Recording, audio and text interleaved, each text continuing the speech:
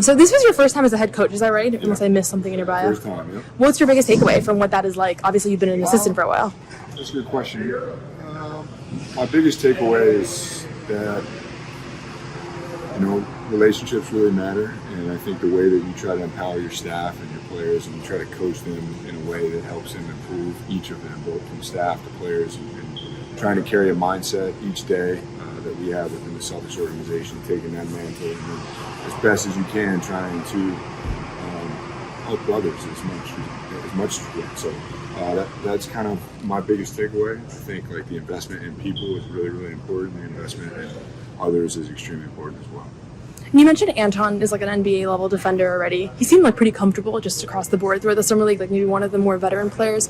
What's your kind of takeaway from what he can do at an NBA level at this point? I mean, he's got a great mind for the game. Like he's really, really coachable in terms of his ability to take on information and then apply it, which is really a skill. And so maybe that's something that he's really, one of his best assets so far. Like, for example, he wasn't a super high volume 3-point shooter, and I thought during summer league we told him to shoot a lot more, and he did.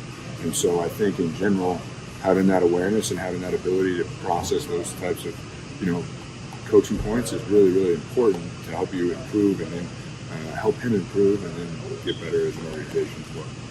And then we talked a little bit about Jordan kind of throughout the summer league. He just mentioned he wasn't like super pleased with how he played.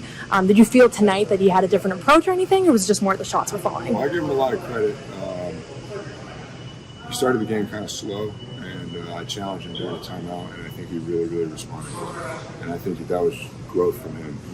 We've talked a lot about not letting things snowball and not allowing things to, kind of boil up and boil over. And in general, I thought, today he put a stop to that slow start, and then he really took over a large portion of the game going into halftime. I thought he was great. And so, credit to him for that, and that was kind of, my takeaway from today for him. Did you feel like this team had any natural leaders that kind of emerged? It's a weird situation having like 2 weeks together, and obviously some of the younger guys are the ones that have been around longer, but did you feel like throughout the 2 weeks, like, okay, this guy's kind of become one of our leaders on the floor? I mean, we had so many guys in and out. Yeah.